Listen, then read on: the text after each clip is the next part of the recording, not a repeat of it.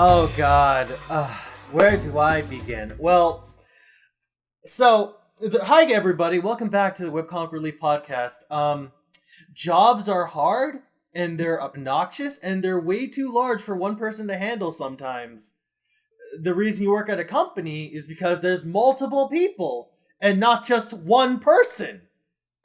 I think this is pretty well known between like Lasse and I, but we kind of had weird like parallels with our jobs. Like for me, I was kind of working way too much. I had way too much on my plate, but I was the only one at the time who had the capacity to do it.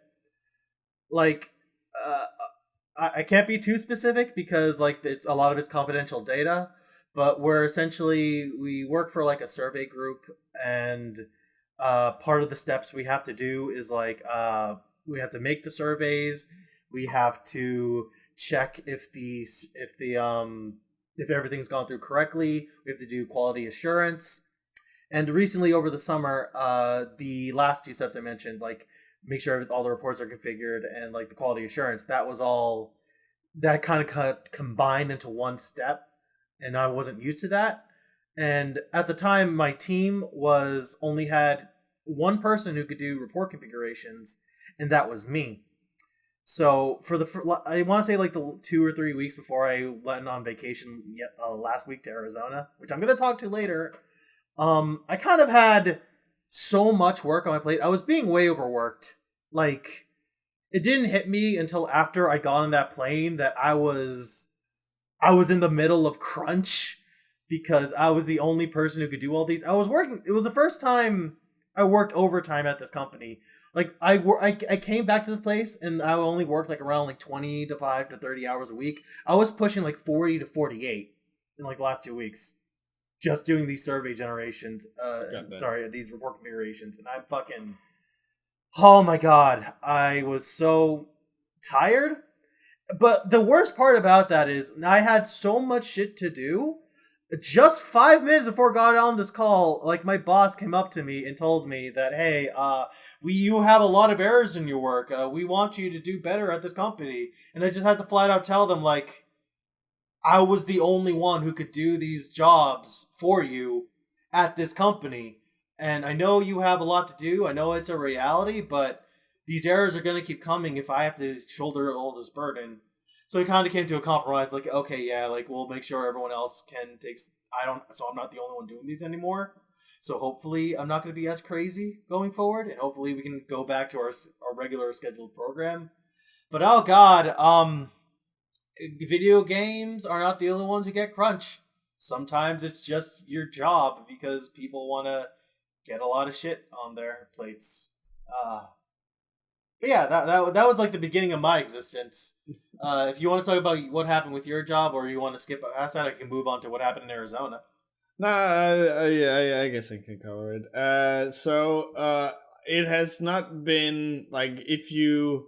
Well, Hedgehog, don't say anything cool while I'm gone. Okay, we won't say anything cool. No. Pingus. I see your Snoop Ping as usual, I see. You can always sub to the channel, that way you don't get ads. No, but I got fired from my job. I wrote as much on Twitter, and on I also said it at the end of the latest Webcast Relief video. That one is like a really tragic one to watch, because in it I talk about, I've started this job, and then in the Patreon stuff, I'm talking about how I lost it. Like, that's how quick this stuff happened. It's not great. Basically what happened was that financially the company wasn't doing too hot. They were working closely tied with a different company that was in charge of like sending entrepreneurs over to them, and there had apparently been some sort of breach of contract or something. I'm not too much into it, but it was really just a technicality or something that they considered a breach of a contract, meaning that they had 500,000 crowns that they just didn't get, and all of a sudden they now had to to find this money somewhere. And because I was still in my trial period, it meant that I was the one who had to go. It had nothing to do with me as a person nor my qualifications. And as of such, they have also said that once everything is like they have the like figured out the economy and all that stuff, they want me back again. And actually, like this week, they are in contact with a client where if they get these people on board, then I am hired again. So like fingers crossed, but at this point, I hate to sound like a negative Nancy. I really do. I like to always try and be as positive as can be or something, but I'm just tired. I'm feeling beaten. I'm feeling dejected. I am feeling just like walked over. So I don't have it in me anymore to really hope that I've reached that point where like Pat from Super Best Friends would go like, why would anything good happen? Like that's where I'm at right now. Don't worry, I'll get out of that spot, but that's where I'm at right now, where it's just like, this is not gonna happen, because why would anything good happen? You're kind of entitled to that feeling just because like you've been on a hell of a roller coaster like recently.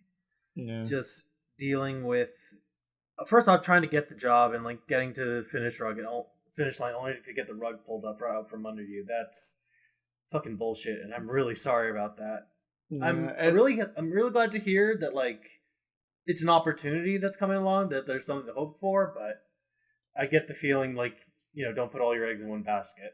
Yeah, I'm not. I was at a job interview this Monday actually. So I had been like jobless or unemployed for a day, and I was already at a job interview. So that's a little feather in the cap.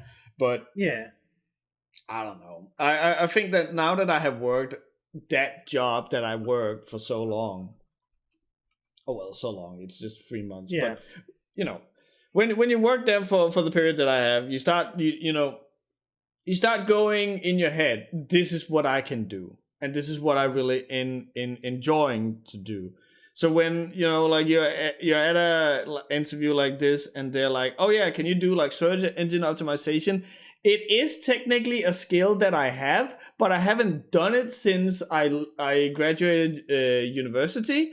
Mm-hmm. And I cannot for the fucking life of me remember how you do it. So it's one of those things where like I'm feeling woefully underqualified, because right now all I have done the last few months is make videos, make content, and all this stuff. And then there's been someone else who was good at the whole search engine optimization. so I mean, I have like the American interview like mindset where if you're offered a job, you don't question it. You just say yes, I can do everything, even if you've never done it before. Because one, I've worked with plenty of people who've done that, and you're either in one of two camps. You fake it so fucking good, you convince everyone that you know what you're doing, and that you learn on the job anyway, or you're one of the most cocky people on the block, and you do nothing and keep asking everyone else to do your work for you. Oh yeah. Either way, it's still valid. You're still getting paid at the end of the day. Yeah, that's what's important. But like at the interview, I also did say like I can do that, sure. And then like sure enough, like when I start, I will have to, look it up on YouTube or something. Like just do anything so that I can relearn it real quick. But obviously I'm hoping that my previous company finds the means to get me back. That would be ideal. Like, I feel you. Honestly, yeah. I want you to get it as like a moral victory kind of thing, because like that place sounded fucking sweet and you worked hard to get there. The only thing, you weren't even fired for like being a bad employee. You got essentially laid off because money sucks. Yeah, we were actually, so like I remember they okay, no actually scratch that. I'm not gonna get into this because I think this is maybe a little Yeah. Don't fine, talk about that. Fine. Besides, I got more things to be salty about despite my work. But real quick, so that happened. A girl I was seeing dumped me, and my grandma died. So that was it's fine. Oh, well, I remember that. Yeah. So it's one of those things where there was a lot of things that just happened all at once, and I also have a funny story to kind of lighten the mood, but we will get into that after you have told your story now. Okay. So, part of the reason why I was like overworking myself and like crunching was because last week I basically told everybody, hey, I'm going on this vacation. I bought these tickets like 6 months ago. I was not expecting to come back to work again, like, because you guys laid me off, but oh well.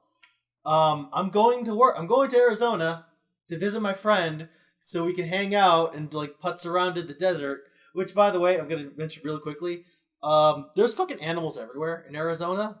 Like, I saw more scorpions, big spiders, and, like coyotes. I saw like javelinas, which were the most striking thing. There's these little black boars that will fuck you up. I think they're the embodiment of that whole I need a gun to protect me from 30 to 50 wild hogs. Because there's a lot of fucking javelinas in Arizona. Anyway. You were looking at that going, you know what, gun control can suck my ass. We need more guns. We need more. Listen. Like, I never understood that fucking meme, what that was, until I went to Arizona. Because those fuckers are everywhere. They're like kangaroos. Like, if you hit them with a car, you're gonna get a gang of those little beasties up your ass, and they will fuck up your car. I didn't get to see it, but I saw a video of it on YouTube, and I'm like, damn!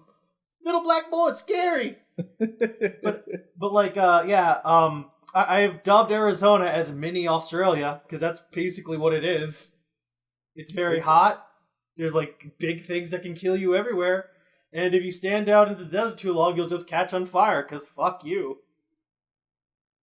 So it sounds like a good place to go on your vacation then. Honestly, like, aside from like, staring death in the face in his cute little beady eyes, I had a good time. But the majority of the time we just like spent in like Tucson and like just going shopping and going to like D&D stores and shit. Because I went to visit one of my friends from my D&D group. Oh. And oh my fucking god, something I want to mention. Quick little thing about me. I only recently got my license, like, at the end of 2019, right before the pandemic started. So I have not driven a car in, like, a year and a half, even after I got my license. So, my friend doesn't have a car. They have their license. It's just they don't have the money for a car at the moment, so I had to get a rental. I've never driven at night before.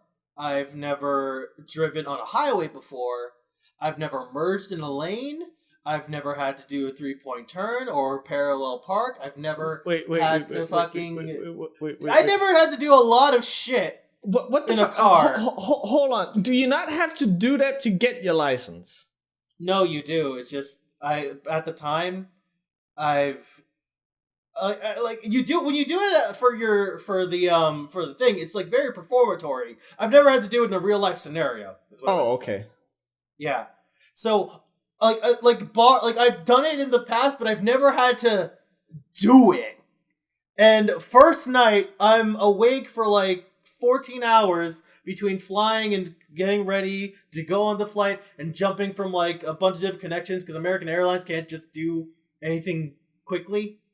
So I'm groggy as shit and I'm doing all this shit for the first time. I'm kind of like learning on my feet, trying not to get hit. Going 80 miles an hour on a highway in the middle of the night. I'm terrified I'm gonna get pulled over by a cop. No shit. Yeah. So, but no, I basically had to learn on the fly, and now I'm pretty confident about driving. It feels pretty good, but also, oh my god. Trial by fire. Trial by fire, basically. No, it's like, okay, no, you know what, Cloudy? Like, you had well, actually, that's not entirely true. The week before I left, my parents gave me They didn't really give me the car, but it's like my aunt has a new car now, so I'm using her old one to drive around the place. And we only just got like my name on the insurance, and we got all the stuff dealt with like the day after I left. Oh, that's cool. So yeah, but yeah, that's cool. I can finally like go outside and not get shot. Hooray! Hooray! But like, anyway, I had to trial by fire my way in the highway in Arizona, and oh my god, I feel relieved that I'm still alive. I feel relieved I didn't run over a javelina and they didn't like attack my car. And I feel more confident as a person because I nearly died a couple times. It's great, but none of that is the reason why I'm being salty right now. I don't know if you guys heard about this, but last weekend, Halloween weekend, I was taking the American Airlines because 7 months ago they were the cheapest, and I'm like, okay, what's the worst that could happen? I said that out loud as I was buying the tickets. Oh no. You cursed it. I cursed it. I fucked it up 7 months ago. You only have yourself to blame at this point. I only do! Because... But in my defense, how could I have predicted that American Airlines would cancel 2,000 flights over the weekend? On that particular weekend. Like, I want you to realize that I did not sleep since Friday night because I was supposed to go on the plane very early in Friday morning. I was gonna I had to give back the rental. I had to check out of the hotel. I had to go make it to the flight. I had to drop my friend off at her dad's house. And all this time, I'm just like, wait, what do you mean that my flight's been canceled? And then I get another flight, and then I get another text message. My flight's been canceled. And then I rebook it again. And then 2 hours later again, my flight's been canceled. All of Saturday was just me trying not to have a panic attack because I'm out of the hotel. I just returned to my my car. My friend's at their dad's house. I'm getting on the flight, and then I get told my flight's been canceled. And I have to walk my Well, first off, I'm actually in the parking lot, sitting online for 4 hours on the phone. On a really rinky-dinky charger, waiting for them to call me back and asking for a hotel night stay because I can't afford it because all my money went to the fucking ticket. And they basically said, "Oh yeah, okay, we'll give you a hotel night stay." Thank God that was not fucking canceled. Oh, that's something at least. I know. So I am in the hotel. I set up another thing, and I wait. Here's the thing.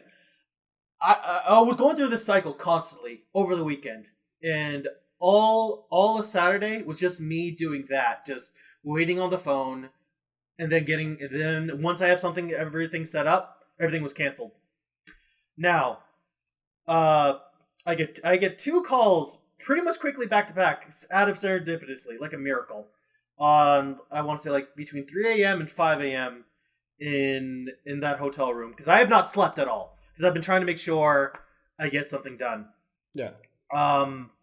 So I call up American Airlines and they do this weird thing where there's hey, okay, I know we signed you up, but I'm looking right here that your flight's been canceled already. So here's what I'm gonna do. I have this flight from Phoenix, Arizona to Boston, Massachusetts.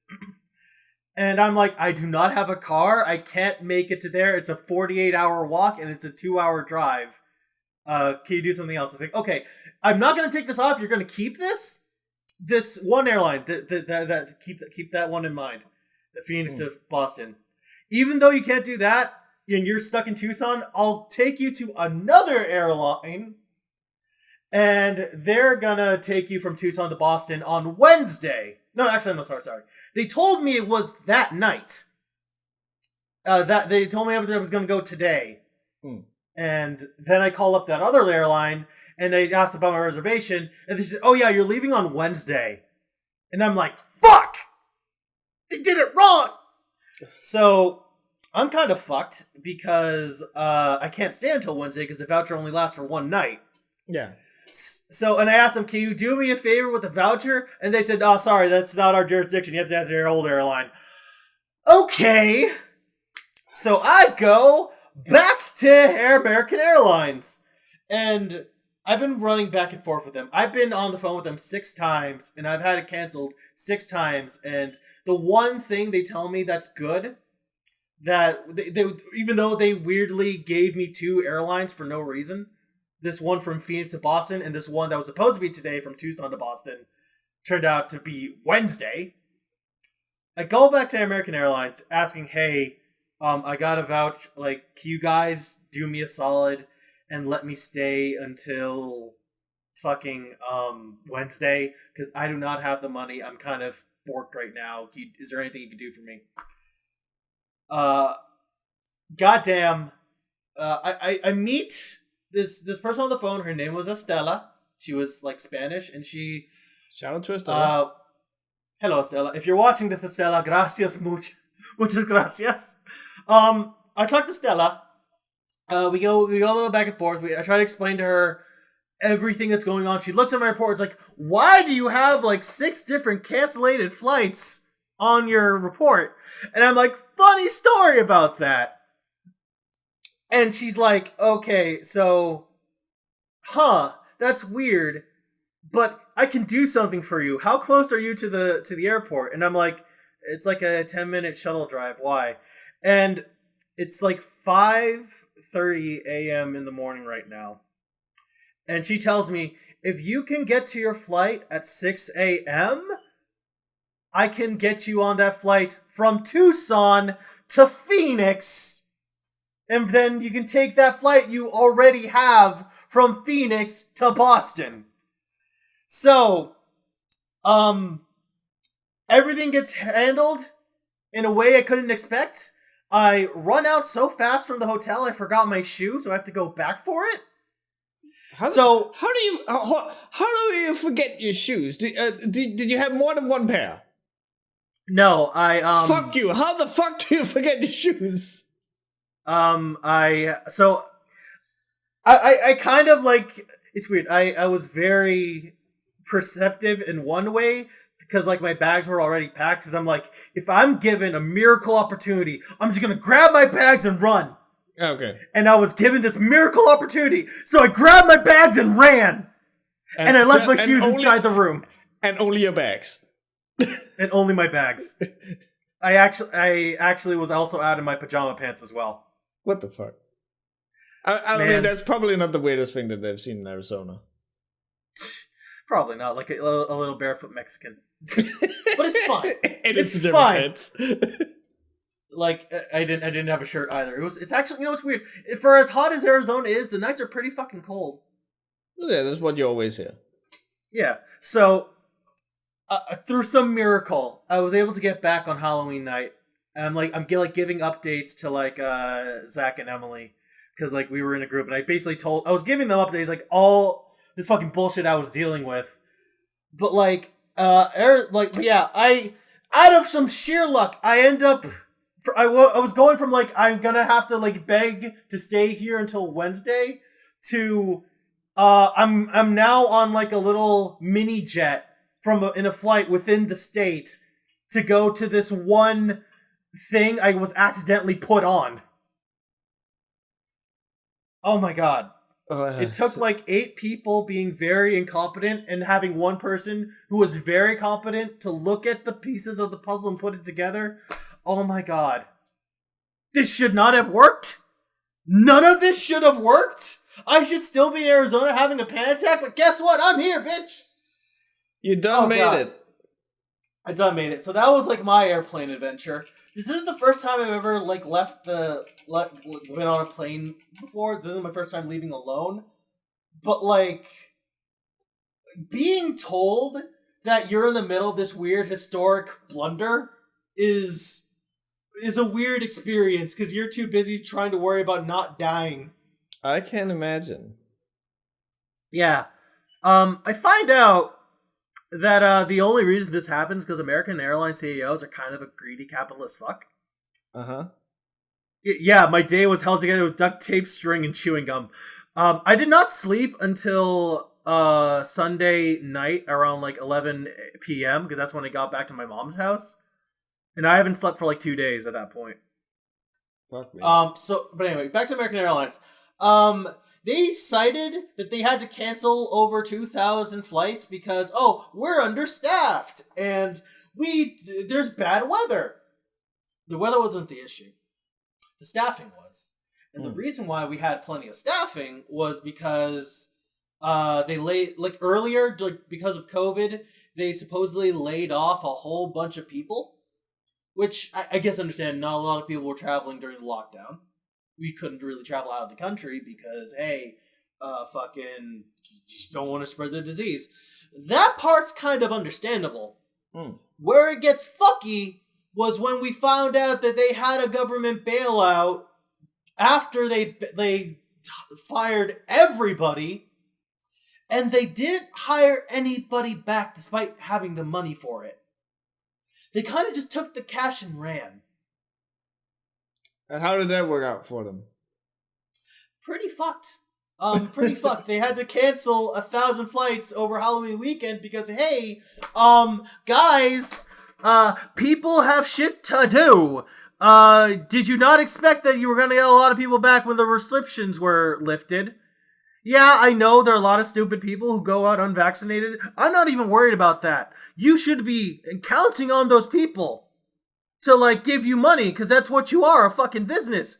But what you did was take this grant money to, hire more people back and keep it for yourself, and not hire the people who you were given the money in the first place? Just some greedy fucks. Greedy ass fucks. It sounds like you've been through the ringer. I've been through the ringer. The only reason this shit happened to me was because some guy in the CEO office wanted to sit on this pool floaty on top of the building or some shit. Just some rich asshole sipping a martini in a duck floaty. Wow, this sounds a whole lot like either not my problem or a problem I can pay my way out of. Oh my god. But yeah, that's been my weekend. I'm fine now. I'm going back to work. It's not as crazy as before. I'm probably going to go back to work after this podcast, but I just want to let you guys know I missed you. This was a very fun part of my week to look forward that I couldn't get to, but now I'm back and it feels good. Yeah, so in case that anyone, for whatever reason, decided to pick up this podcast a year or so from now and are not checking up on the dates, it has in fact been 3 weeks or so since our last podcast, and that is just because we both had stuff to do. So yeah, it's good to be back. But I had a story that could kind of raise the mood a little bit, just because of how outrageous it is. Because I have my own story of person getting fucked over by unfortunate circumstances. So just before this podcast, so the new season of Apex Legends has come out, and I was like, I want to play this because this actually looks really cool. And I used to be big into Apex Legends back in the day. So I update the game and I want to jump in. Now, Apex Legends is an EA game. So you have to play it through the launcher called Origin. And I have 2 Origin accounts. I have one with my real email and one that kind of got made as a goof or something. I don't actually recall. It was made when I was 16 or something. And it's the goof email that I'm actually using. But I had forgotten that. So when I logged into Apex Legends, they were like, hey, you need to reset your password. Okay, fine. No, you need to reset your password. Okay. You can't use this password. All right, fire up good old faithful NordPass. this isn't even a plug. Like when I say I use Notepads, I legit mean it. So I fire up Notepads and I get a code. All right, that's fine. Hey, you need to reset your password. Okay, what the fuck? So then I started to look online, and there's like several people who have this issue. And I'm trying to like get in contact with like EA's tech support, or something like, hey, what's the dealio and stuff like that. And there's no way that you can get in contact with them. There's no like chat. There's no phone. There's nothing. All you can do is send an email. So I send them an email describing the issue, and like 10 minutes after, I get an email back, which is like, hey, yeah, this is gonna solve your problem, and then like a bunch of stuff. And you can just tell like this is one of those automated responses that they just have at the ready. And that's fine, but typically when you get one of these, it's like, if this didn't solve your problem, you can click here and then you can get in contact with a person, or at least we will list it as not solved yet. But the problem was that when I received this email, it goes, oh yeah, your problem is solved if you've just followed these steps. Okay, bye. And then like it stops there. I cannot pursue this anymore. And the response they gave me was a solution for a console version of the game that I do not own. So obviously I'm a little perplexed, but then I remember, wait, I have the old dumb account. Was that not the one that I actually had the game on? And I log into that, and sure, and again, hey, you need to reset your password. No pass, fuck this bitch up, bada bing, bada boom. And now I have a new password, and I get in, and sure enough, I can now play Apex Legends. So Yay! me and my friend Sebastian, we log in. And immediately as I go in, I'm realizing that I have two characters that came out during the time where I haven't played the game. There's been 3 characters since I stopped playing the game. There's 2 characters that have come out. I own both of them now.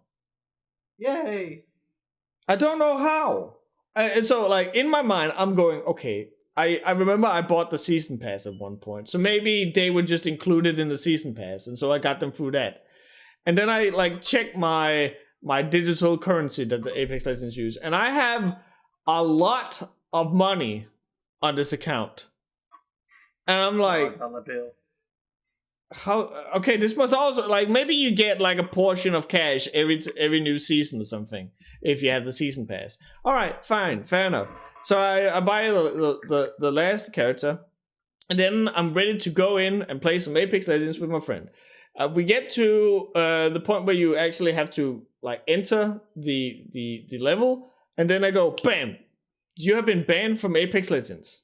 What? Nani the fuck? And then like I get booted back to the lobby, and that's when like you start actually paying attention. And I notice that my character is level 124. Oh. My friend, Sebastian, who, like, I always play with Alice, Zach, or Sebastian. Sebastian is level 70. I'm almost twice his rank. And then I go, okay, hold on. Maybe, I know I'm good, but I'm not that good. I go in and I check my like how much time I've played. Again, for reference, Sebastian has played around a grand total of 400 games of Apex Legends. My statistics says you have played 1,100 different games of Apex Legends. And again, I always played it with my friends. So little confused about this. Like, I figured I would maybe have played a little more. Not almost 3 times as much.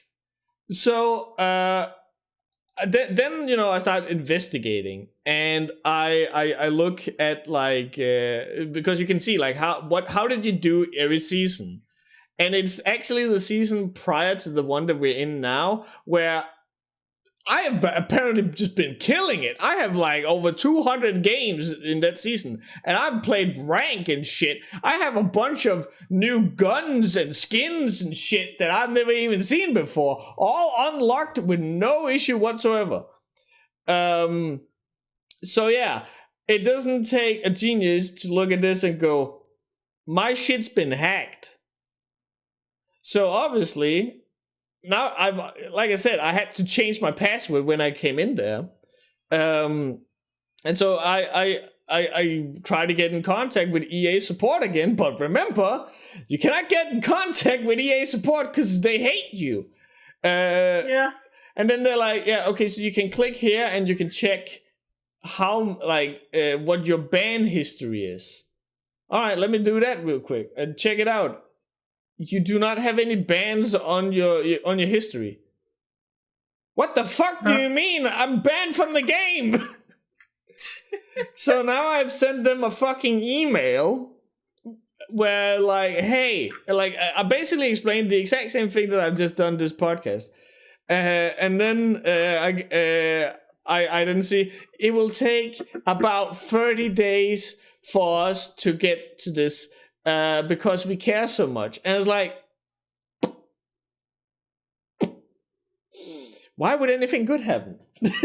so yeah, my shit apparently got hacked. And again, I actually think, because remember when I first started pitching NordPass in my Webcast Relief, I actually talked about how my Battle.net account got hacked, and that is attached to the same email address that I have my wonky my wonky Origin account on. So I think, like, it's the same people who did that. So again, ringing endorsement, get fucking NordPass. Wow. Don't you love how weird shit just happens? Like, no, I would actually prefer. I've already changed the email with NordPass. But I would, honest to God, prefer just to not having to deal with this shit. I would love nothing more than to wake up every day, put on my pants like anyone else, and not bump into a slew of issues that are somehow super specific to my bald dumbass. Holy Lord. Yeah, ringing endorsement. Holy shit. Yeah. So now we wait. I can't do anything but. This kind of reminds me of, like, my deal with, like, Facebook. Remember when I got sucked? When I had to leave Facebook because they changed Facebook changed my name to, like, my real one before I stopped giving a fuck who knew. And I tried changing it back to, like, Cloudy Days, and they thought, like, my name was suspicious, so they banned my account, and they wanted me to upload a photo ID of my name. And I'm like, I'm not doing that. So I asked Lasse and Zach over here to, like, hey, make me a fake ID. And I did that, and now instead of reviewing everything or getting an email, for the last 2 years, my Facebook has been locked to say, like, we are reviewing your identification. You will be notified soon. And I still get emails, like, notifications that my account is still up and active. I keep telling me, oh, my friends are looking at this, and they're still looking at me, and I'm like, I can't stop these messages. And it got to the point where, like, I can't even unsubscribe because you need to have an account to unsubscribe. I'm locked out. So I hate Facebook. No shit. Or should we call it Meta now? Which I'm glad that you bring up, because I had a topic that I've been burning to talk about, and I think that you're gonna get a fucking kick out of it as well. Because Facebook, aka Meta, are apparently going to start going hard on NFTs.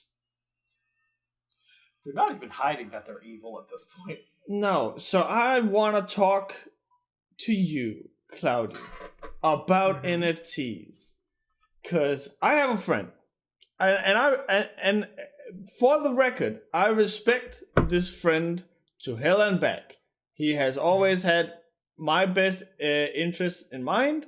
Yes, and he's always given it to me straight. He has helped me in countless situations. But he is very, very much into crypto. And that is, you do you. I do not care.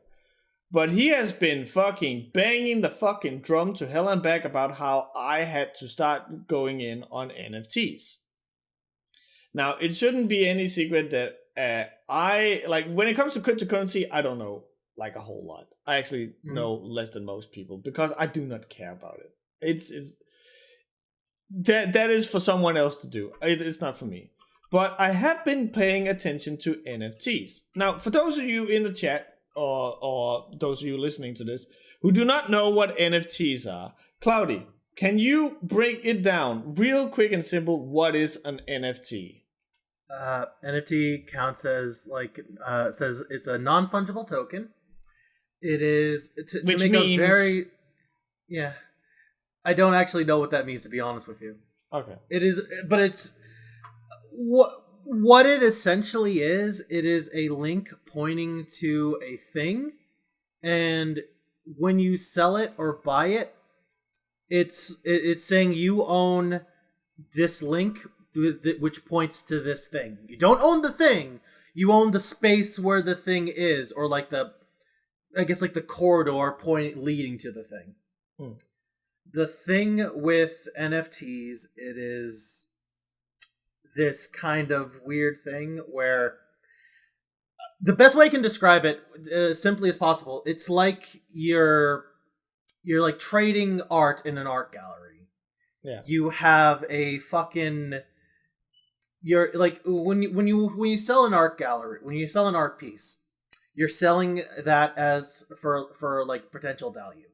Like this painting of a fucking butt is so well detailed, it's worth like $2,000 because of several different factors. If you sell that to somebody else, now they have a painting worth $200. It's the same thing with when you're like trading cards or you're trading property. It's just, it's not a fucking, you're selling something that has value. You're exchanging that for money. Yeah. And NFTs does this thing and it wants to be that same idea. There's a couple problems with NFTs. I'm going to get this out of the way. The environmental issue is a big fucking thing. It is very big.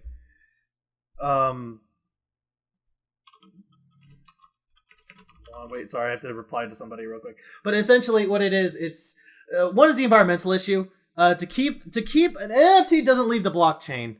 And that's a whole other thing, but to put that specifically, when you make an NFT, to keep that NFT going and running, it's the equivalent of like leaving a car on in the middle of the all night, every single day for a year, for one NFT, or like some other metric. Point is, you can't just make an NFT out of nothing.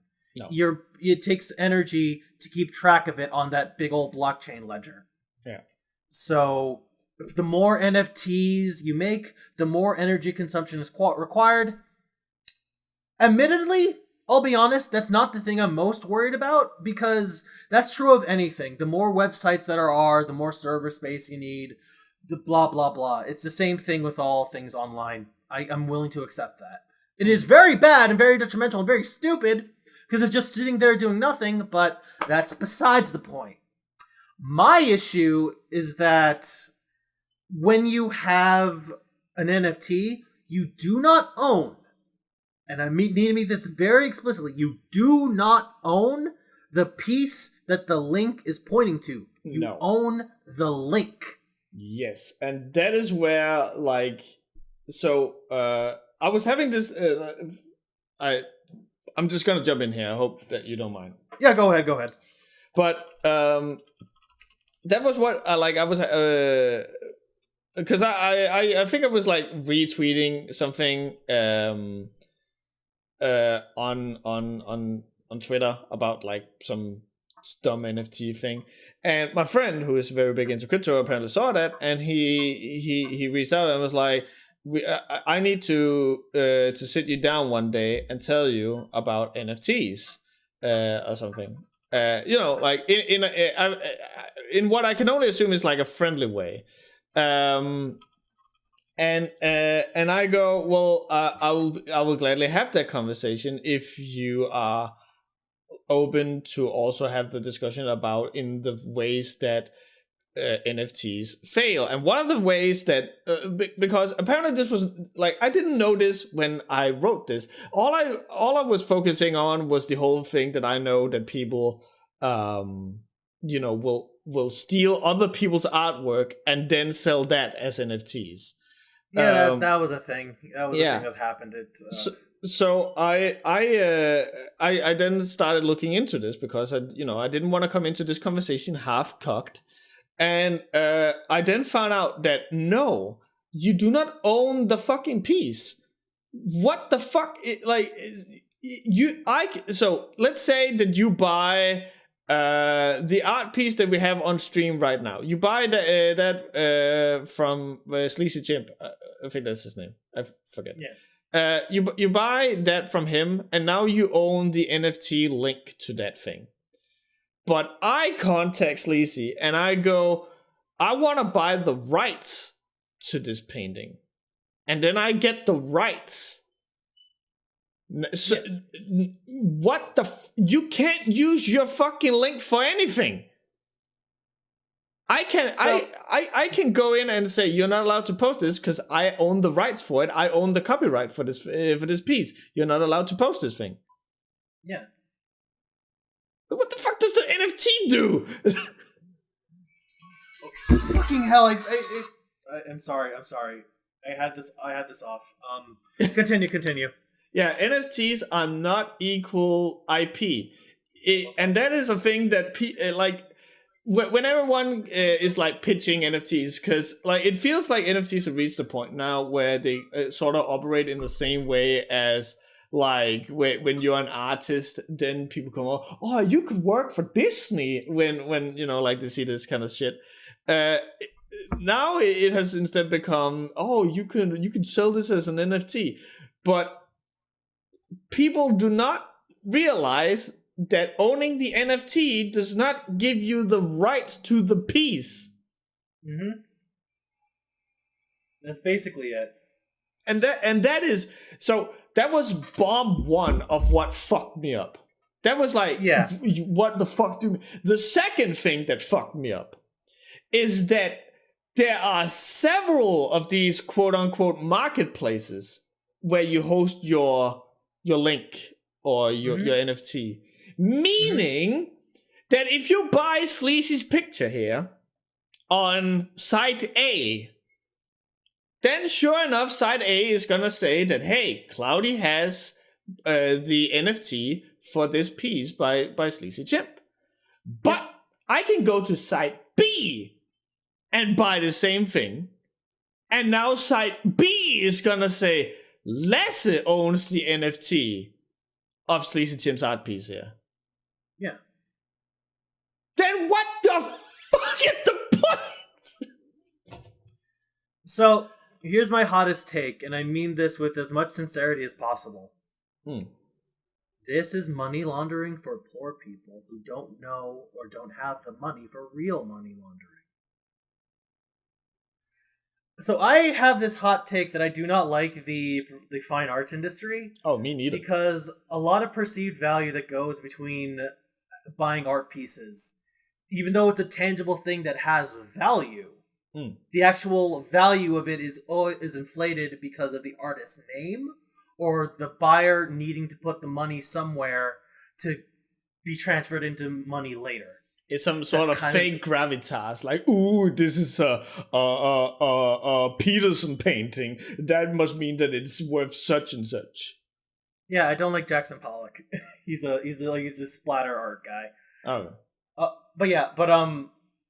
There are NFTs kind of want to go on this same principle where they want to point it out, like, if you have this thing, you can sell it. Completely ignoring the idea of like rights and commissions and all that. They want people to believe and start buying these NFTs, and just so there's more crypto, there's more people buying like crypto. The reason why NFTs are so big is because crypto's attached. You don't buy an NFT with real money. You buy it with bits of Bitcoin, with things of Ethereum, with fucking Dogecoin if you have enough. The idea is not that you own the right. The idea is that you have cryptocurrency to spend. So, when people have all these NFTs pointing to a thing that are meaningless, it's just like, I spent some money and converted it to cryptocurrency, but this cryptocurrency can be changed if I sell this NFT. Yeah. Yeah, it's money laundering. It's just taking your money, changing it to something else, just so it isn't money anymore, and expecting to change it later to actual money when you need it. Yeah. And like, go on. No, people have this idea with NFTs that it's a completely valid reason. It's a business proposal. And you know what? I'm gonna sound very like ignorant because again, I'm not very deep into crypto. I'm not very deep into NFTs either. But from what my understanding is, and if anyone in the audience wants to explain, please leave it in the comments or contact us directly at webcastrelief@gmail.com. Ooh, nice. But what I seem to have from this understanding, when you have an NFT, when you post it, and you're expecting to trade it for crypto, you take this link and you think there's value attached to it, just because it exists. What makes Bitcoin important, what makes it like have an actual thing that doesn't make it a scam, is that there's value attached to what Bitcoin is. When you have when you're mining Bitcoin, you're basically using computer time to like decrypt a code, and the first one who decrypts that code and sells it, that is value because there's value in that one code. And then you get a certain amount of fake money that can be transferred to real money for given to goods or services as a value. There's value in Bitcoin. Ethereum has something to do with like the blockchain, from what I understand. NFTs do not provide any value. They point to a piece. And you might think if that's the only NFT that exists, if you have it behind a paywall and you do that, yeah, then it probably is worth something in theory. But because it is a digital medium, 1, you can save it. 2, you can go around that one link. You don't like it's not like you own a space in a gallery where like you need to pay to walk through this hallway to look at a piece of art. You just own that corridor, but you can make an infinite amount of corridors pointing to that one piece if you know what you're doing. Yeah. My favorite example of NFTs has to be the fucking have you heard about what happened with the Annoying Orange? No. How they tried to sell the first episode in 4K as an NFT. Yeah. So they tried to make this paywall selling this NFT, but the website that we're selling it on was so fucking jank that you didn't actually have to pay the NFT to see the 4K video. So people just pressed F12 on their keyboard. They searched for .mp4 and they found the link in the source within code? the website code. Yeah! Oh no. And they just grabbed it and they shared it all over the place. Free 4K thing. The guy was trying to make like a couple $1,000s of cryptocurrency off this 4K product. And people just took it for free. So the NFT has no value. There's no point to it. That reminds me. Because you're... Yeah. So I'm following that Twitter account called Crypto Bros Posting L's or something. And apparently the latest saga is that some dude owned one of these paintings, digital paintings of a monkey, and it looks like. So real quick, all NFTs are ugly as sin. I have not seen a fucking good piece of NFT at all. But let's let that be it. So apparently this dude got hacked or something, and he owned the NFT for this picture of a monkey. And that is bad for him. I'm sorry that it happened to him, but it's a little funny because then someone he posted a picture of this thing with like if you find this NFT, please contact me here and say here. So someone downloaded that picture and cropped the searching thing for it, and then sent it to him and like, don't worry, fam, I found him for you. And the dude got banned. But if there's one thing that I have learned, and I really do not want to sound mean towards my friend here, because again, his interest in me picking up NFT is just because he wants the best for me. He's probably like he's into crypto, and he's probably seeing this as a way for me that I could make a little extra money for all of the shit that I, like all the little art pieces I do in Photoshop and something. So it comes from a good place, but I need to stress that from what I have understood from the people who have been dealing with all this stuff, is that people who are into NFT do not know how the the digital art industry works. They do, and they have not, and they don't understand it, and thus they don't respect it. Which is where you get stuff like I said just before. All NFTs are fucking dog water bullshit ugly. They are so ugly. They're unappealing. No effort has gone into it whatsoever. Is like, okay, there's obviously a few like unique ones, but here's this monkey with a hat on, and here's the exact same monkey, but now he has sunglasses on. Like, it's copy pasting, and and like we discussed before, it's also sometimes just stealing other people's artwork and putting it out there. And so when I was talking with my friend here, I was using some real life examples. Shout out to Bren, by the way, for supplying me with these examples, because I didn't have them at hand at the time. And I sent it to him. And so my friend goes, and this is where it really just hit me that these people do not know how the digital art industry works. He goes, well, it's their own fault for posting these images on Twitter or Facebook or something like that. And it's like, bro, where the fuck should they post their artwork to get customers? If not on fucking social media. Yeah. Like, what? That is fucking eating paint dumb. That is fucking retarded. That you like. That's where I just knew. Okay, we are never gonna get anywhere. Because if this is your stance, that digital artists should not post their art on social media to promote that they're doing art, a fucking portfolio, then then you do not know enough. And again, it's gonna sound like I'm taking jabs at him, but it's real not intended to. He kept going, oh, it's just because you don't know enough about how NFTs works that you are opposed to this. You just don't know enough about this. But he refused to give an inch when I said, you do not know fuck all about the digital art industry. Yeah. When you have that point, you cannot honest to God say that you know anything about the digital art industry. And it's one of those things where NFT as a concept, I can kind of sort of see. Yeah. I can sort of get behind the whole idea that you can have a digital code of that gives you ownership of a digital piece.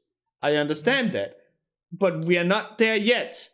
We are not there where it gives you the copyright for the art piece. We're not there where there's a single register that are registering your ownership of this art piece. And we're not anywhere yet where where you owning this art piece puts a sort of encryption on the image that prevents people from just right-clicking it and saving it. Yeah.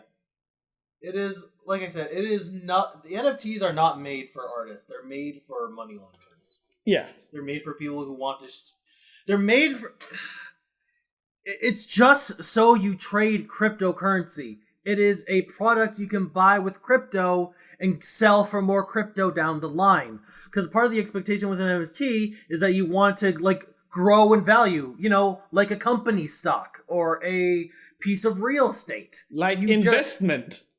I understand what they want, and like in theory it is written down really well, but we do not have the infrastructure, we do not have the idea, we do not if you're profiting off of an NFT, you are money laundering, and there's no other way around it. You're just buying something, like not sitting to think about it. You don't care about what the actual piece is. You care about is this NFT gonna grow in cash a couple years down the line, or if I can sell this for more cryptocurrency down the line. You're making an investment and you're expecting a return without understanding the actual flaws and the risks that take with that. Yeah. When it's going back to the art gallery piece, people expect it's like that, but with digital. They think that, I own this piece. I spent money on this piece, so it is mine. But like fundamentally, that's not what an NFT is. You don't have the right to that piece. You don't own the physical version of that piece. So you can't. So like, there's no value attached to it. No. And the reason there's no value attached is not because it's a corridor, it's because anybody can make a link pointing to that for free. I can right click on a thing and it is mine. And it's like, again, it's like, so let's, for some reason, I don't know why, but every like person who is like peddling NFTs are always using the Mona Lisa as an example. And so like, if we then use the example of the Mona Lisa, let's say you somehow managed to buy Mona Lisa, but you still wanted to hang it in the Louvre because, it's a historical artifact or something.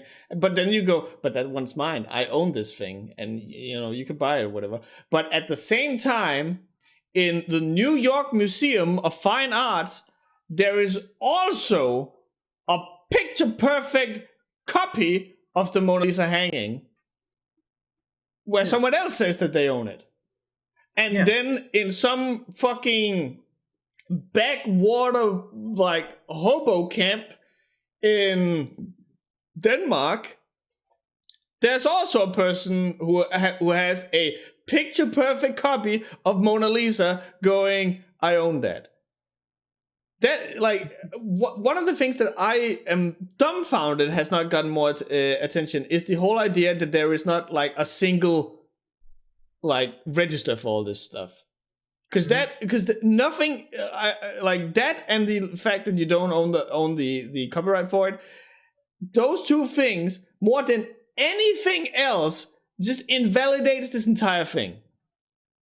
Yeah.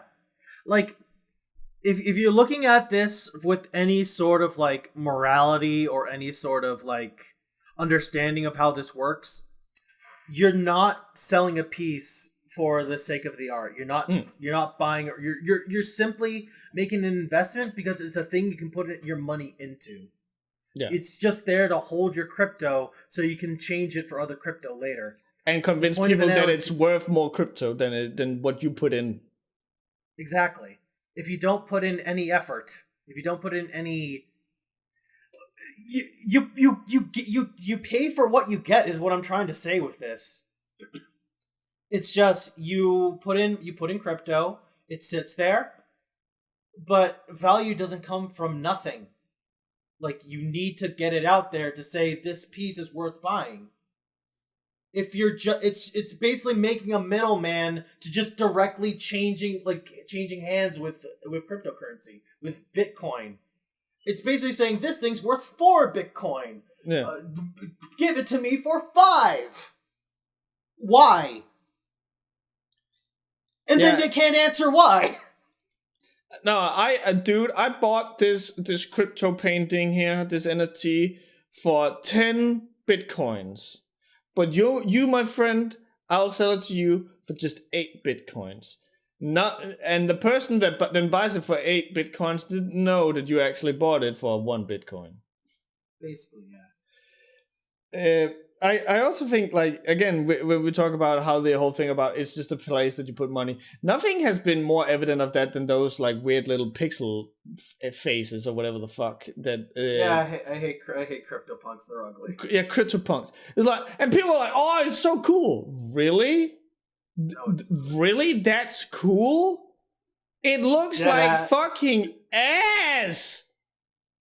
Like dead ass. Like there's a you see my Cloudy, my boy right there, my Maple Story avatar. I could literally just go to maplesim.com and make another avatar and then start attaching them to an NFT. Someone's gonna do it. But then they're gonna get hit by Nexon because they actually have the rights to this shit. Yeah. But like, it's basically Lasse. I don't know if you've ever done this in like the early days of the internet, but are you familiar with like doll makers and things like of that sort? Yeah, this is basically that, but people trying to sell money for it. This is a weird thing to say, but these are like adoptables, but done so fucking wrong. You're not wrong. At least when you like see somebody like selling an adoptable, a recolored like sparkle dog for like $80, you know what? There is fucking reason to that, because that community is so tightly knit and they take their rules as gospel. You will be hanged if you so much as say or like try to post something similar that isn't exactly what you paid for.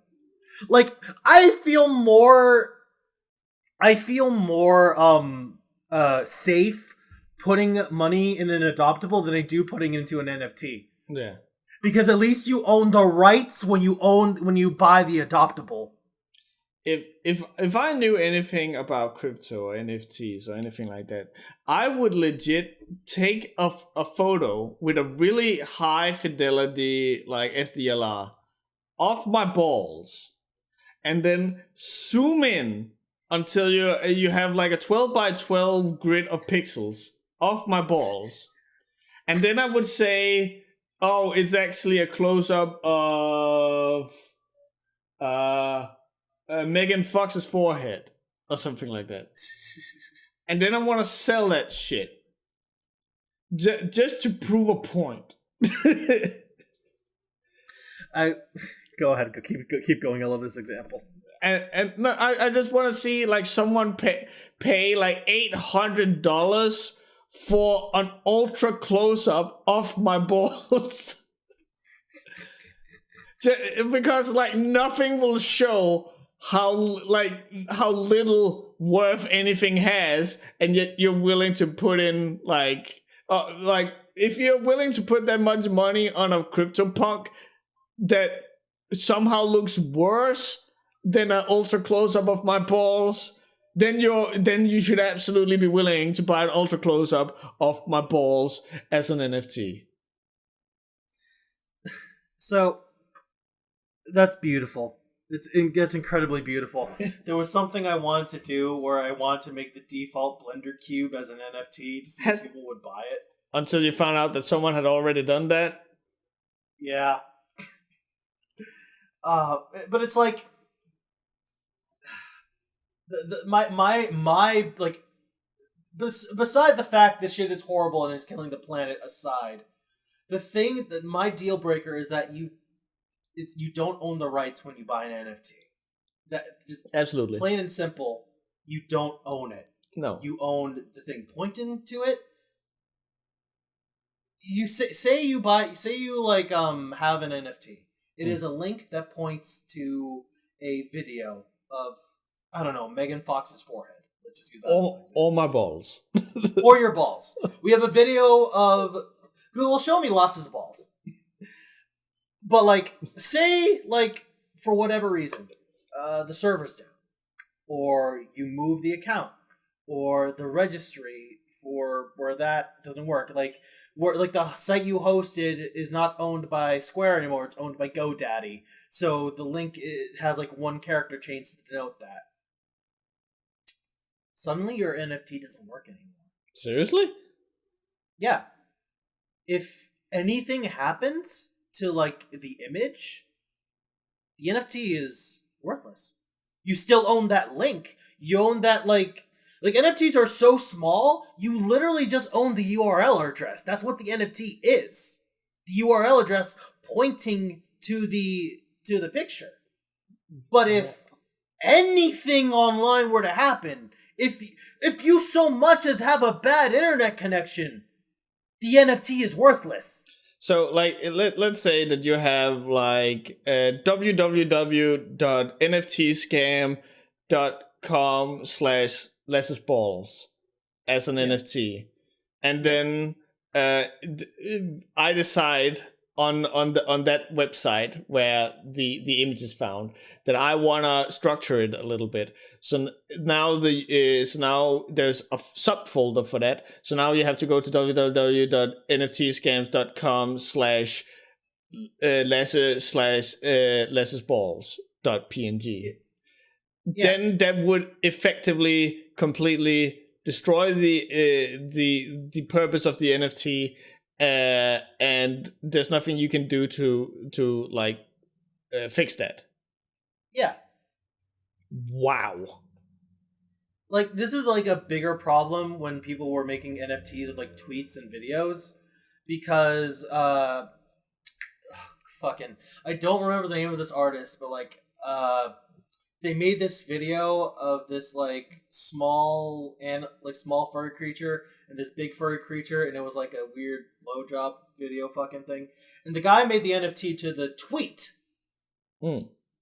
Now, potentially what could have happened at any point in time after the NFT's been sold, he can delete that original tweet.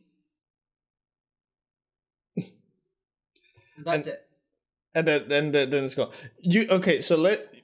Holy shit. So you know how Imgur has a thing where if you have an account and you don't touch it for a certain period of time, they're just gonna shut it down? Yeah. If you have a fucking image on Imgur, yeah, and then you don't touch that account anymore, boom diada, suddenly you don't have anything anymore. Yeah. You just spent fucking 10 bitcoins on a broken link.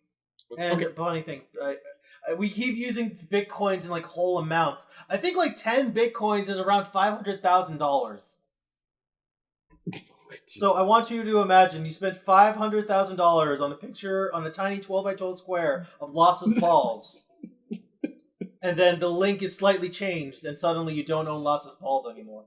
I'm gonna write that down. That's the name of this podcast episode. A 12x12 pixel picture of Lasse's balls. Google, show me Lasse's balls. No, fuck it. Google, show me Lasse's balls. And that'd be funny too, because if you have an NFT of Lasse's balls and you ask Google to show me Lasse's balls, you'll go to every instance of Lasse's balls on the internet, and it doesn't have to point to just your NFT. It's worthless. Okay, but if we're looking at it from an objective like value standpoint, it is worthless. Okay. The reason why NFTs are so big and so important, and why people are going crazy, the only reason is because it is a form that you can change your crypto into and take back into crypto later with a very small hope that it will grow in value over time, because that's what happens with stocks, because that's what happens with real estate. That's what happens with things with value. You think it has value because that's just what this has been framed as all along.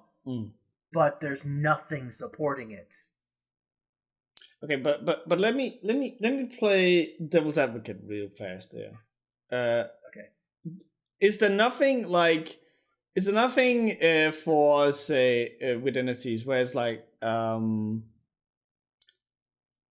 a special super deep web server that they then ask you to upload your picture to when you sell an NFT or something? The reason you can't upload your picture is because that takes up way too much energy, and that takes up way too much money to hold up. The reason why it's an NFT is because it is a small string of characters, because that's all it can hold.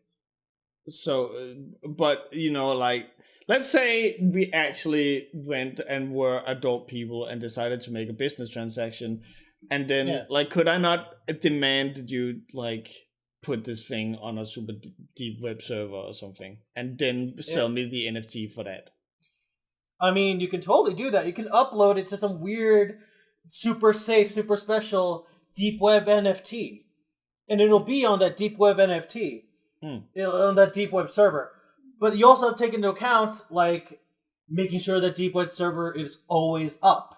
You have to make sure the maintenance for that deep web server is always constantly working. You have to pay to make sure that picture will never, ever, ever, under any circumstances, there will be never any power outages. You have to account for every single thing that could go wrong in the physical world to keep that NFT up and continue its value. Because the moment that circuit breaks and it doesn't point anymore, the NFT lost every reason to be. The more this conversation goes on, the funnier it gets to me that you can just right-click save as. Yeah. That is the point.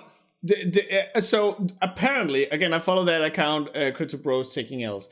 Apparently, there is a derogatory term amongst these people for people like us called right-clickers.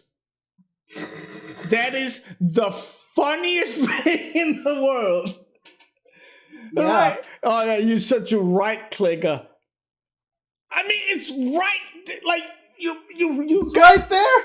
It's right there. I don't have to respect you for shit. You're promoting the issue with this entire thing by naming me after it. You stupid cunt!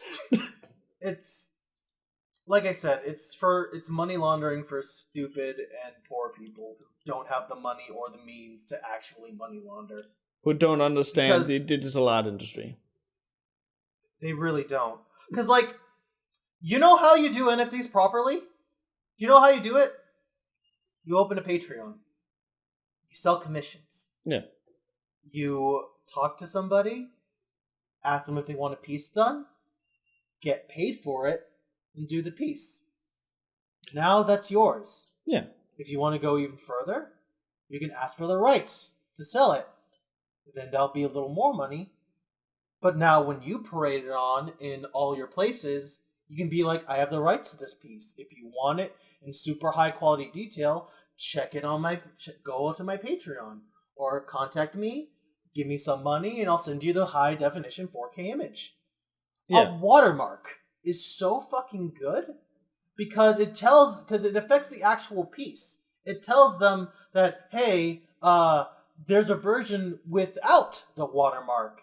If you want it, it's going to cost you a little extra. Find me at my name, which is the signature. We have been doing what NFTs have been trying to do for fucking years. Yeah. And these people are just coming in with no effort, no idea, and no respect, expecting to be millionaires. The only reason people are getting a lot of money because it's money laundering. Because some bloke put a bunch of money into this one place to hold their crypto and then to get all this buzz to jack up the value. Because this happened in the beginning when NFTs were new and exciting and nobody knew what the fuck was going on. But because now all those people have left and launder the money somewhere else, now we got all these scams coming up because they want to catch that lightning in a bottle. Oh, this fucking super rich millionaire who put like 1 billion crypto coins into this one thing. They're surely gonna buy my one ugly monkey with a hat that I paid 2 cents for. And then they never come. That I bought from Fiverr. I bought from Fiverr. Like, these NFTs, like, they're so lazy. It's hilarious. I could commission an artist for a faithful rendition of Riser's Balls, don't ask, and own them for real. Riser's Balls would be mine, mark my words. I mean, if you did that, that'd be more value than you'd get from the NFT, because you'd have the actual image in your hand. It would be struck between you and the original artist who made it. And you can, if you pay them enough, they'll probably delete the original, and then you have the only copy left. I will also say that I have like a special perspective on this thing. I feel like I've been saying like this coming quote a lot, and I don't mean to sound pretentious when I say it, but as a designer, we like if you ever have or have any intentions of hiring a designer for a professional graphic designer to do something for you, be it a logo or something, you will find out that the price that they ask is probably a lot higher than what you expect. Now, is that them trying to scam you? Sometimes, no. but most of the time, no. And that is because what you are paying for when you buy a design, a professional design, is the right to use it without crediting me as the designer. If you can get a much cheaper version of this thing, but then every time someone mentions it, you have to go designed by Lasse. And if you don't, guess what? Legal stuff. And all that money you just made, it's mine. Exactly. So, like, again, we have a legal system already in place to protect any sort of, like, digital media in this regard. And it is being used. I am personally using it in my professional endeavors. It's not just like, okay, I'm gonna backpedal a little bit because it makes it sound like I'm saying artists are beneath what I'm doing. I'm actually of the opinion that it's reverse, but it's not quote unquote just commission artists or something that are doing this thing with like licensing and transferring the usage of this image over to someone else. Professional graphic designers have been doing this ever since that we started fucking like being a thing. Obviously, like you and I, we both know like a lot of artists, especially through what we do. Yeah. And so sure, at some point, we can buy something where we don't any longer have to go and say, "Oh yeah, this is made by this and this person." But like, we also understand how hard these artists work, so we're probably still going to do it out of just sheer respect and courtesy. Yeah, and that is something that is drastically like missing in NFTs. So, if there is a value in an NFT of Riser's balls, does that inflate or deflate the value of Riser's actual balls?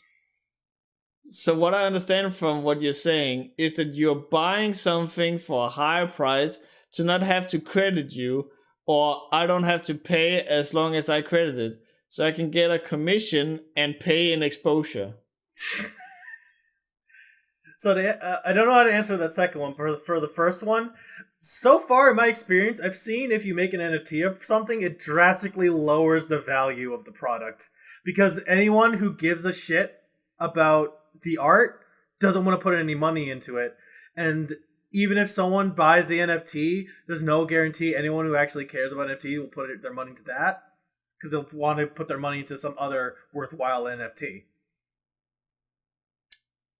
So it's really just a bunch of crypto bros like passing around the same 10 bitcoins amongst each other.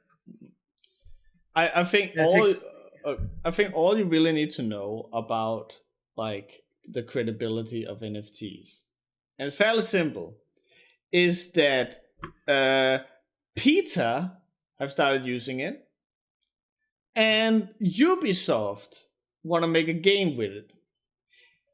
If those two things doesn't set off warning signs in your head, you're part of the problem. Yeah. You have not been paying attention to how the world operated in the last 20 years. Like, it's simple. If Peter does it, do the opposite. Basically, yeah. That is how I have been like living my entire life. Like, oh, Peter is killing and murdering animals. I'm gonna be nice to animals. Great. Basically, yeah. Like, we laugh and joke, and it's honestly pretty hilarious. And I'm sorry to your friend, because like I know he had the best intentions for you, he or she or whatever. But it's like there is a very clear disconnect into why. I will concede that you can be in a 1 in a million situation where you buy an NFT, somebody's willing to give you a dumb amount of cryptocurrency for it, and the value of that cryptocurrency is going to rise and fall because of anything. You just have that cryptocurrency now. It is a way of exchanging this form of commodity. But if you're just doing it for that and you're being as honest as possible, I can't really fault you for it. Because, you know, everyone's got to hustle some way. If you're that one really hot titty streamer and you have like a legion of sweaty people with too much tendy bucks, like neat bucks, and you're gonna just take their sad money away from them, I mean, everyone's got to fucking eat, I guess. Yeah. Do you. But like, don't go around thinking that there's a value in it.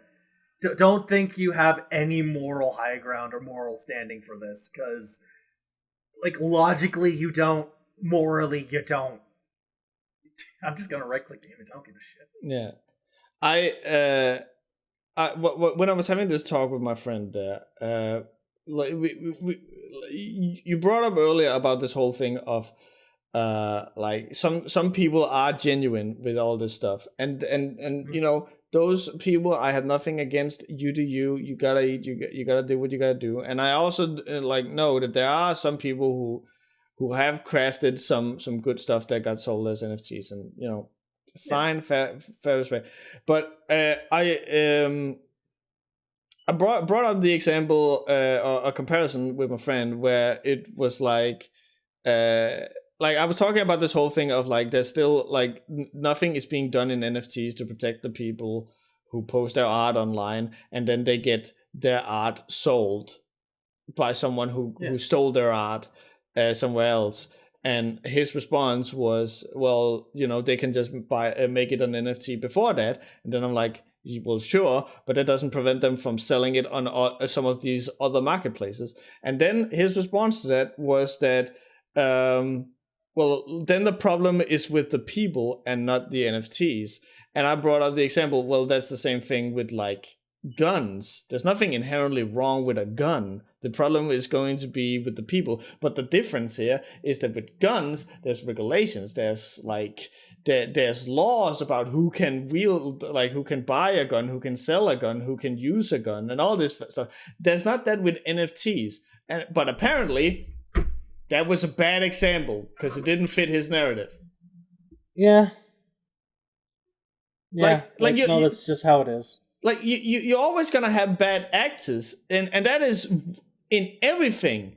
It is in video games, it's in sports, it's in money, it's in business, it's in anything. You're always gonna have like bad apples or bad actors. But the thing that separates like NFTs, for example, from again the guns, is that people are doing stuff to prevent to minimize the actions of the bad actors, and I will consent that you cannot fault a thing for the actions of bad actors, of course not. But you can fault the thing for not putting rules or stuff in place to prevent the bad actors from getting away with it. I got banned from Apex Legends today because people were suspicious of what was going on. I assume, like that, even if that's like a false positive, it's still like a thing that has been put in place to prevent bad actors, and nothing has been done with that with NFTs. It's just people being deluded as fuck. Yeah. Okay. So that's like something I really want to bring up, and then I'm gonna segue to a different version because I just got sent a link. But like at the end of the day, the reason why there's no protection is because it's dealing in Bitcoin. Bitcoin inherently and all cryptocurrency are unregulated. They are not backed by the rules and regulations of any government body. Which is what is making it appealing, I guess. It's what makes it appealing to people. It's that idea of, oh, government can't touch my money. This is my money. I don't have to do shit. Fuck you, can't have do what you told me. Fuck you, I won't do it. Exactly. But the reason why we have money in this weird imaginary state is because there's regulations, there's rules. This shit is backed by something. If you can't go into a fucking delicatessen and give them a button and be like, I want a sandwich. This button is worth $500. Gimme. No, you just kick them out and the police kick them in the nuts. There you go. You can't, like, when you're dealing with cryptocurrency, it's just everybody there agreeing that it's worth this much value. It's all imaginary, and it's all like with the exceptions of things that are backed by some tangible reason, like Bitcoin with its code or Ethereum with the amount of energy put into the blockchain. It's backed by something. This thing exists because of this other thing that exists. That's what money is. But like with NFTs, you're not backed by anything. Or you're backed by something that is virtually worthless. And it's just people tricking each other to give each other money that doesn't exist. I got sent an example of a really, really stupid NFT. And I'm just going to read this verbatim, what they told me. All right. It's from Bloomberg.com. And it's this thing called... Actually, I think it's called GameFi or something. Into the metaverse where crypto, gaming, and capitalism collide. I'm going to read this out loud. Imagine being able to earn money by playing Mario Kart, that indefatigable Nintendo spin-off series from the pre-internet Super Mario. You wouldn't have to be all that good at it. You wouldn't have to play 24/7 because in this mind experiment, you get to play Mario for as long as you like, and you get to be him because you own him. Because your Mario is an NFT, he's impossible to duplicate, even though we just proved that's completely wrong. But you and you alone own him, because you own Mario. Your go-kart is always better and faster than the ones piloted by other familiar faces in the Mushroom Kingdom like Luigi, Toad, and Princess Peach. So off you go, earning the kingdom's digital money. Mario coins, let's call them. Given the market economies, you might have to pay more for NFT Mario than, say, NFT Peach. But you also earn more, because here in Mushroom Kingdom, Mario is the fastest player. When you step out of the game and step back into your day job, you still own Mario. When you start playing again, Mario is there waiting for you to earn Mario coins. You can sell Mario to another player if you like. If you played Mario right, keep that in mind. If you played Mario right, he might be worth more now than when you bought him. Maybe you've demonstrated how lucrative Mario can be. Maybe more people want to play Mario Kart. Maybe Mario Coin has soared in value because everybody's talking about it on social media. This is, in a large nutshell, what GameFi evangelists are trying to build. Players can actually own the game items that they see and buy that are scarce, says Axie co-founder Alexander Leonard Larson. And it's much more real when you see someone wearing a Louis Vuitton bag on the street. You have literally no idea if this thing is real or not, just that doubt that you have so fitting for the world today. Because everything is so fake. That thing the blockchain brings is trust. Then that extends to digital assets. This nonsense and complete misunderstanding of the world is what people who think NFTs actually believe. They think that if you played Mario for enough, you own Mario. Completely forgetting that rights are a thing. Completely forgetting that not every copy of Mario Kart is personalized. Do you see the insanity of all this? I am obsidian my spaghetti. Yeah. They would have like it's excellent. They would have more of a leg to stand on if they were like using an amiibo as an example, as like as like if you play with an amiibo, you can give them like experience points and shit. But that is trying to fix something that is ultimately just broken at its core. Yeah. Also, Hugo is writing, wasn't Bitcoins originally made as a way to exchange for drugs and that it won't show up on your bank account history? Yeah. Kind of like the time when Microsoft bought Rareware and thought they owned Donkey Kong because Rareware worked on the Donkey Kong country tip. Oh, no. Yeah. That's like a bad investment. That's like, they think they're trading stocks. They think they're trading real estate. They made the comparison that playing Mario is more of a real investment for money than if you were to like buy a Louis Vuitton bag worth like some fuck amount of money. Do you see the delusions of these people? I am seeing the delusions of these people. But by the way, real quick about this whole thing of like buying a company and then owning Donkey Kong. Do you know who owns or owned Double Dragon for the longest time?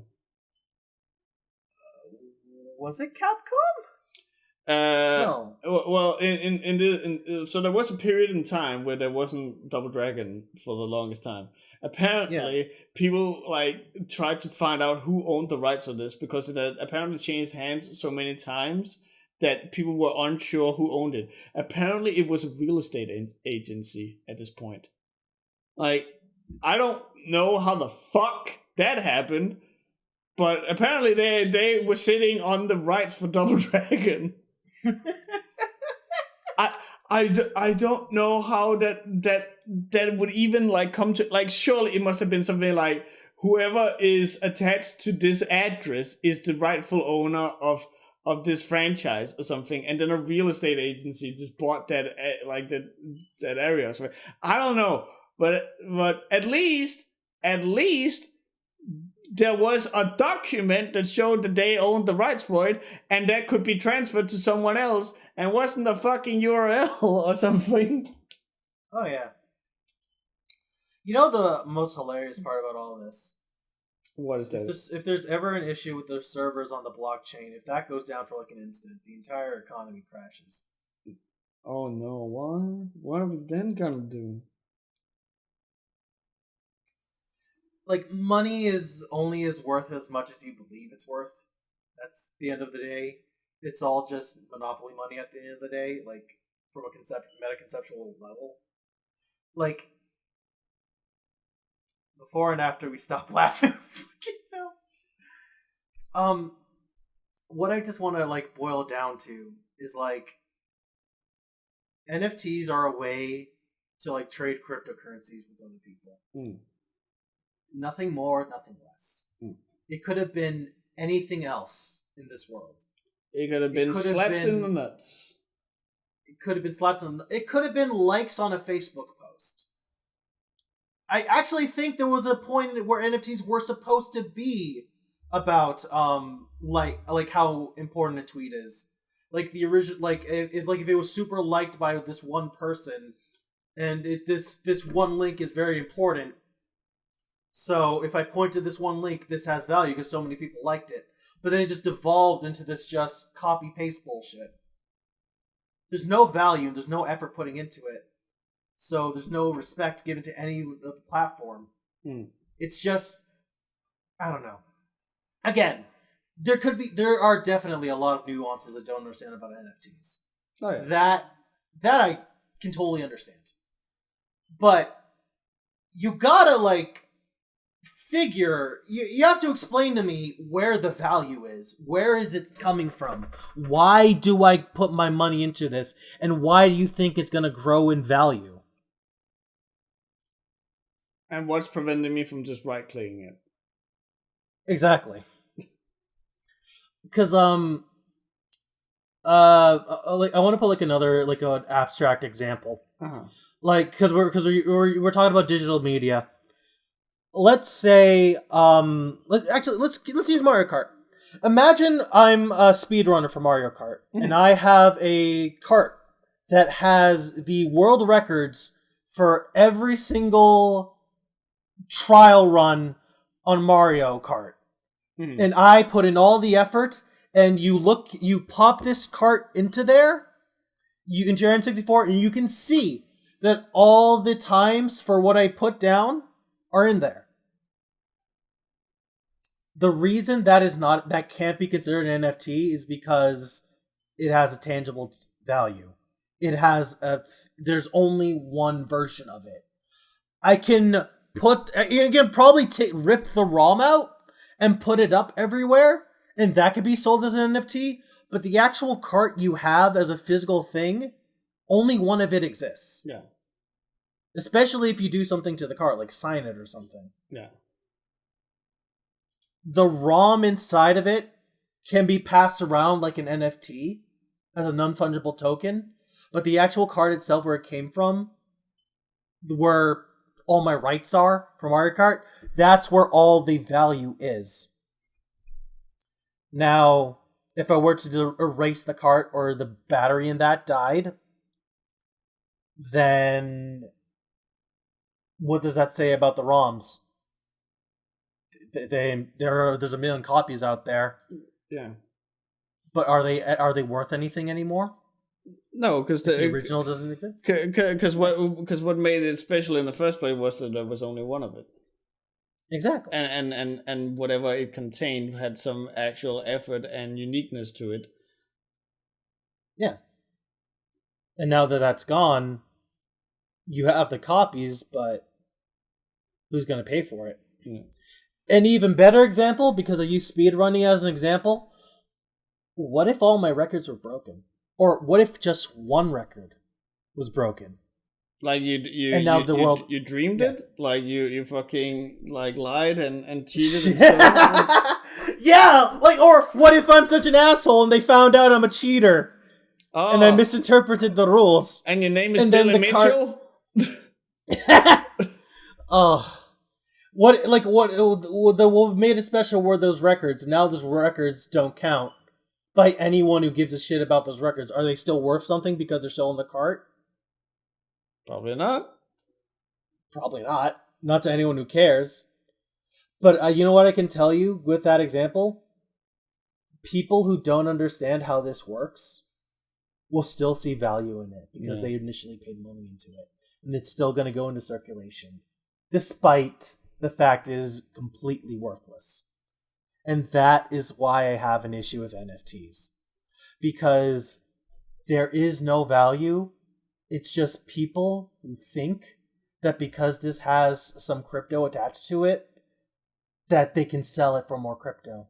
And the people who are buying it, who don't know there's no value, they're giving the crypto anyway. It's just people passing the same $10 back and forth between each other, thinking that they'll magically get more money out of nowhere.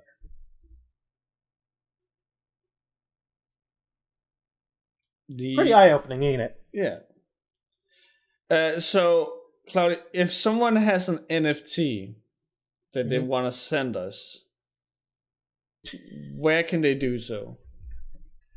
Oh, glad you asked. They can send us their favorite NFT of a 12 by 12 square of Lasse's balls at webcastrelief@gmail.com. So like when I take this really high fidelity picture of my balls and then zoom it in till it's a 12 by 12 pixel grid offset balls, I would send them to webcastrelief@gmail.com.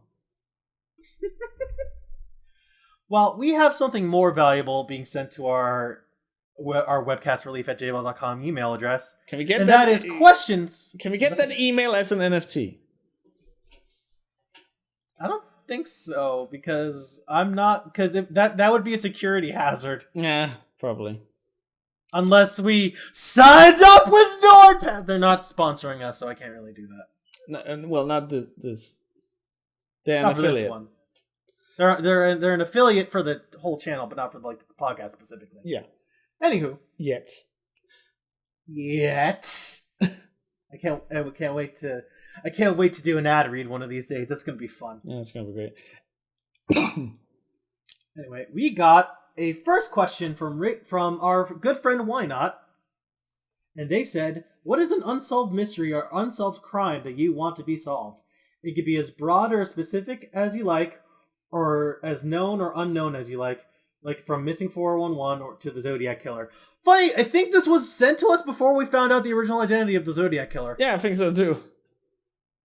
The whole real quick before we answer the question, the whole thing about the Zodiac Killer is the funniest. It's tragically funny because the dude has not been quiet about it whatsoever.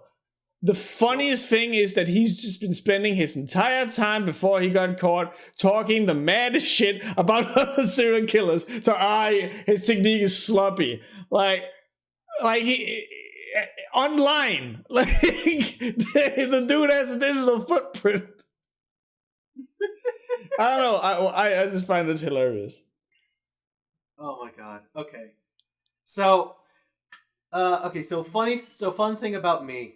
I spend way too much time looking up like conspiracy theory videos ever since I discovered Wendigoon.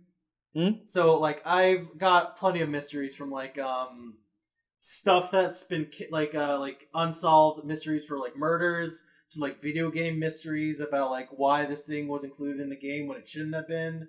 Like things that are unanswered by developers and still going unanswered because we can't answer because like the original developers are dead now. The Bermuda Triangle. There's like one mystery I've always wanted to know, and it's brought to my forefront since I was watching Wendigoon again. Are you familiar with Hollow Earth, Lasse? Is it not the conspiracy theory that in the Earth's core there is another like world, but it's like upside down and is on the surface of the Earth, or however you say it? Yeah, basically. She's fucking okay. So our friend in the chat knows what we're going to, and basically I'm just gonna talk about it. Where are the giants? I want to know if they were actually real. About the giant human skeletons, I want to know if they were fake. I want to know about every human species that was evolved that didn't come around. We know about like Neanderthals and shit, but I want to know about every single every single version of humanity. What happened to them? Where are we? Did we just really wipe them out? Are they actually fucking in Agartha? There's like this place in the middle of like the Ukraine where they like go down. It's like this unassuming cave, but you go down. There's like catacombs everywhere, and if you go to the end of it, there's like this cliff. And according to like the people who were there, they were pissed scared. But like at the bottom of the cliff, there were these people who looked like aliens and giants peering up at them and screaming. I want to know definitively. I don't want this shit that's probably fake. It's probably definitely fake, but I want to know for sure, definitively, what the fuck. I want to know if there are giants. So what's a mystery you want to know? So I have two. One of them, shocking to a lot of people, apparently, is that we actually do know the real identity of Jack the Ripper. Apparently, people didn't know that, but we do. Some Polish guy. But I remember, I had to look into him for a presentation in college, and I remember there was this one part where they were fucking absolute goddamn certain that they had Jack the Ripper dead to rights in his apartment, and they broke into his apartment where they had a cop stationed out on the back of the house. Like they had basically surrounded the entire building, and someone had seen a silhouette in the window of Jack's apartment, and then he was standing there, and then the police came and stormed Jack the Ripper's apartment, and he was gone. And there was like all these kind of things that like was related to Jack the Ripper's crimes, but he was nowhere to be found. No one to this day knows how the fuck he got out of there. That's one of the things I want to know. It is probably somewhere, because I haven't looked into this since after his true identity got figured out. But the one that I actually do want to find out, which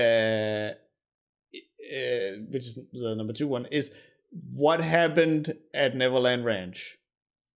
Did Michael Jackson touch those kids inappropriately? I don't think he did, but I'm also a massive Michael Jackson fan, so I'm one of the most biased people in the world. I want answers for that one, because I'm so fucking sick and tired of you just breaking it down to, don't stop this scared enough, and then suddenly someone like bursts in the door and is like, did you know that he maybe kind of probably, I don't know, based on a fucking 10-year-old testimony, maybe he touched these kids? God, I was in elementary school when I first heard about that. Well, he was declared not guilty. I actually didn't know that actually happened, but I still, like, I want answers so I can go, no, you shut up! It's right here! No! It's too big of a story. None of it matters until there's super hard evidence. There's going to be money involved in saying he did and telling your story, even if you're making shit up. Well, that's why I want, like, that evidence. I want that proof that you can't get around. It's just like, no, shut the whole mouth. Look, Google showed me his balls, but the little boy isn't touching it. He's not making an NFT of his balls. So is he really touching them? Yeah, if there's not an NFT of it, there's no evidence that Michael Jackson does those kids. Although that's funny, because if the NFT points to nothing, then is the NFT worth anything at all? I don't know. What's more valuable, an NFT of Michael Jackson's balls or Lasse's balls? Well, again, I'm gonna tell people that it's a zoomed-in picture of Megan Fox's forehead. MJ is more famous, so there'll be more of them. Losses will be rare. That is the one leg up in my life that I will have for Michael Jackson. Is that the NFT of my 12x12 picture of my balls will be rare and thus more worth than Michael Jackson's. Oh my god. Oh, I love this. This was a great podcast to come back to. Yeah. That seems to be like the only question we've gotten so far. The other emails we got were like somebody asking us to like sign up to this website, and I'm like, no thanks, I'm good. Okay. He's been struck by a bald criminal. And then you flash your dick. Pow! Claudia, what are you gonna do until next podcast? What do you got on your schedule? I've got to go to work. Next Tuesday, I have another D&D game, which we started picking back up since it came back yesterday. Oh god, we had a lot of weird shit that happened. I might talk about it on the podcast next week, just because it's been fun. What about you, Lasse? What's on your docket? Well, first of all, I want to ask: have you made any headway with Devil May Cry? Not yet. Okay. I spent like 10 minutes watching the beginning, and that was like the hypest shit I've ever seen in a while. The music's amazing. Okay, but then I had to put it down because I had to go back to work. Okay, what beginning? Are we talking about the van? I saw like the opening cutscene before you press start. I had to go back to work as soon as I put in Devil May Cry 5 into the PS4. I don't even remember which one that is. But all right. Because I'm going to keep asking you about that, because I need someone to gush with me. Don't worry. Like next podcast, this weekend I'm gonna try to play it assuming that I don't have to work another, like, I shouldn't have to rush, but like I'm planning to tonight play a little bit of Don't Make Cry, so I have something to talk about in the podcast. We do that every night. That's what I want to do. That's my goal. Sick. As for what I'll be doing, I'm going to be playing Devil May Cry 5. Because I've been teasing a little bit, but I'm planning on making a show and tell of Devil May Cry 5. So I'll obviously need the footage for that. And I've been looking into just like making my streams on Twitch better. If you're watching the stream now or watching the video once we upload that, you will also see that the picture of me is much more higher fidelity, and that's because I got a new camera for that. There's all these like neat little effects and quality of life things that I'm trying to do. So I will probably be streaming more in the future just because I need something to do and I can't be working on Webcast Relief all the time. I'm probably also going to be looking in like I'm just gonna be I don't know if I'll have more time or less time than when I was like working full time now that I have to like go and look for work. But I've also started a gym. I went there first time today. So just because like do something with my time, because I found out like during this week here, like yesterday and the day before that, I cannot just sit and play video games. And my friend Alice has been on my shit that I always work and I don't know how to rest. So I'm trying to also relax, but I also need something to do other than the Webcast Relief. So you can expect more streams if nothing else. I was honestly thinking of doing some streams of Apex Legends, but I can tell that I will have to figure something else out. But yeah, also working on the next Webcast Relief. We're currently up to the point where we're dealing with the strips that the idea guys influenced. So that is tragic as shit to read through. Also because like it's a completely different like structure.